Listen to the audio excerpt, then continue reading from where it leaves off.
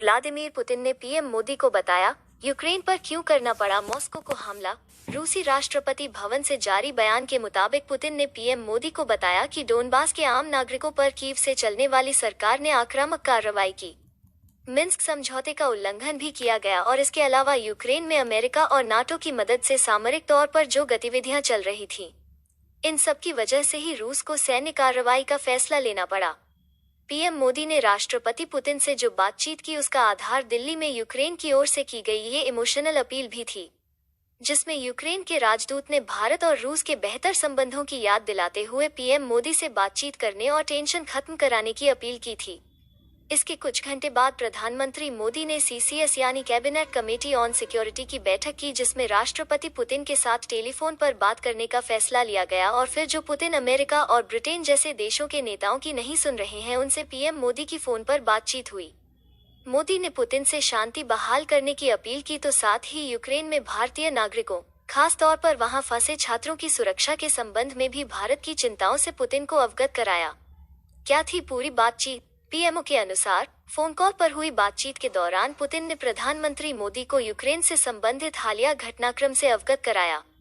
PMO के अनुसार प्रधानमंत्री ने तत्काल हिंसा रोकने की अपील की तथा सभी पक्षों से कूटनीतिक बातचीत और संवाद की राह पर लौटने के ठोस प्रयास करने का आह्वान किया।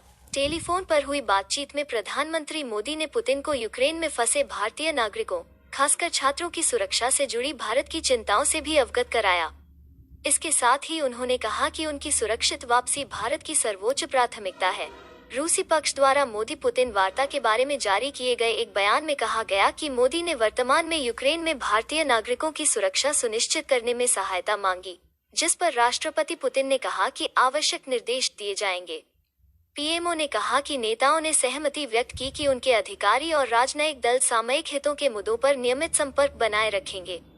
मोदी पुतिन वार्ता के बारे में रूसी बयान में कहा गया कि बातचीत के दौरान पुतिन ने डोनबास की नागरिक आबादी के खिलाफ कीव की आक्रामक कार्रवाई के बुनियादी आकलन के साथ साथ मिन्स्क समझौतों को तोड़ने के उद्देश्य से यूक्रेन की विनाशकारी नीति को रेखांकित किया। रूस के बयान में कहा गया, इन परिस्थितियों में और रूस के लिए अस्वीकार्य यूक्रेन के क्षेत्र में अमेरिका तथा उसके नाटो सहयोगियों के सैन्य घटनाक्रम के चलते एक विशेष सैन्य अभियान शुरू करने का निर्णय लिया गया। बयान में कहा गया कि प्रधानमंत्री मोदी ने स्पष्टीकरण के लिए धन्यवाद दिया और वर्तमान में यूक्रेन में भारतीय नागरिकों की सुरक्षा सुनिश्चित करने में सहायता मांगी। इसमें कहा गया कि राष्ट्रपति पुतिन ने कहा कि आवश्यक निर्देश दिए जाएंगे। बयान में कहा गया कि दिसंबर 2021 में आयोजित रूस भारत शिखर सम्मेलन के संदर्भ में द्विपक्षीय सहयोग के कुछ मुद्दों पर बात हुई। भारत सभी देशों के वैध सुरक्षा हितों को ध्यान में रखते हुए तनाव कम करने के लिए दबाव बना रहा है।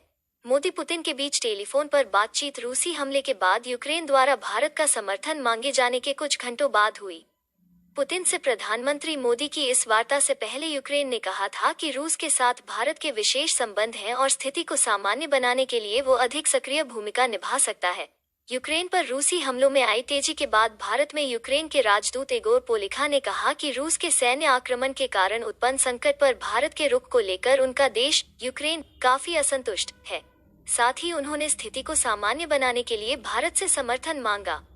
पोलिखा ने कहा कि प्रधानमंत्री नरेंद्र मोदी उन कुछ गिने चुने नेताओं में शामिल हैं, जिनकी बात रूसी राष्ट्रपति पुतिन सुनते हैं तथा नई दिल्ली, मॉस्को के साथ इस निकटता का उपयोग स्थिति को नियंत्रण में लाने के लिए कर सकती है। यूक्रेन की स्थिति पर भारत की नजर। बहरहाल, यूक्रेन में तेजी से बदलती स्थिति पर भारत करीब से नजर रख रहा है। सरकार की प्राथमिकता वहां फंसे भारतीयों, विशेषकर वहां पढ़ रहे छात्रों की सुरक्षा सुनिश्चित करना है। यूक्रेन की राजधानी कीव में भारतीय दूतावास ने यूक्रेन में सभी भारतीय नागरिकों को शांति बनाए रखने और सुरक्षित रहने की सलाह दी है।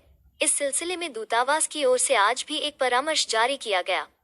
यूक्रेन में 20,000 से अधिक भारतीय फंसे हुए हैं।